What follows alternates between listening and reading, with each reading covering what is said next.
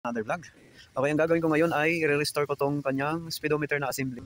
Pagbaklas niyan, dalawang tornilyo lang. Yan, ito. Yan, natanggal at 10 mm. Ito naman yung kanyang isa.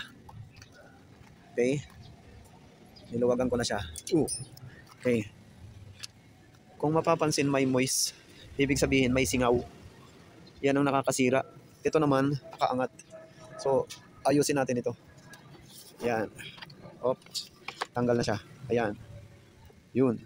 So, madami siyang connections. Tatanggalin ko to. Linisin ko lang to siya. Baklasin natin itong ano na to. Dito na lang mismo. Para hindi na magalaw yung electrical. Ito siyang screw na mahaba. Ito. Phillips screw. Ayan. Ay, ito yung isang tornilyo. So, nandito pa isang tornilyo sa baba. Yung pinakailalim. Yan, dito po kailangan ingatan ng ano kasi malutong na ito. Dahil sa sobrang katagalan, medyo malutong na siya. Ayan, so ito yung katlong tornilyo. Sama-samahin lang natin. Okay. Yun. Lumuwag na siya. Yan, natanggal na natin yung yan, grabe ang dumi. So, wala, kontrolado niya talaga yung ano. Sobrang ano ng singaw. Grabe ang dumi. So, pinapasok talaga siya ng dumi. Natin ito, meron siyang tatlong tornilyo. Isa, dalawa, tatlo. Ayan. Okay, so ito naman ang aalisin natin.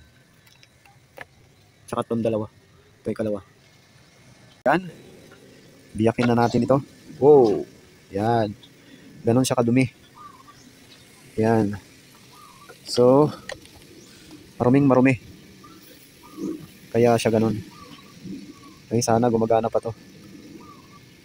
Nilinisin ko yan, kasama to. Okay, yung mga bulb. Sana buo pa yan. Check ko na yan isa-isa. Fuel gauge. Palagay sa empty. Tapos, ayan, full. Ayan, so ito yung fuel niya. Ayan, so I hope na gumagana pa to. Ayan, so lilinisin ko yan. So, ayan. Nililinis pa natin ng isa-isa. Ayan. So, medyo mas malinis na siya kumpara kanina. Wala ba lang ang panlinis natin din? Wala nang iba. Mas mabilis siya matanggal ang mga langis-langis. Ayan. So, gagamitan natin siya ng brush.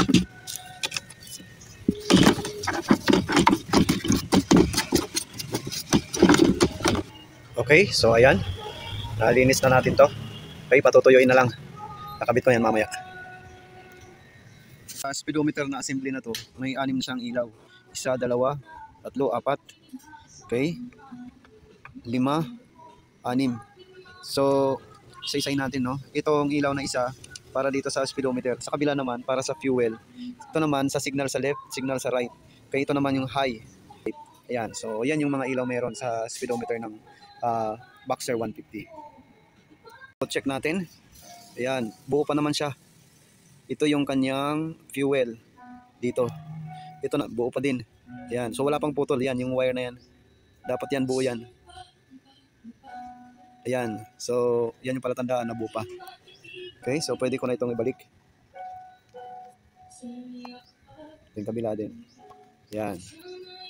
Okay, so dito naman tayo sa 4 na to. Check natin. Ayan, so sinungkit ko lang yung 4 na to. Check natin. Babalik na ako nito. Babalik ko na siya. So malinis na pareho. Yan. So ito na ngayon ng ano. Magbabalik na ako dito.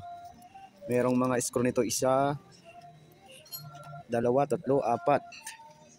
Yan, 5, 6, 7. Ayan, so maraming tornilyo yan.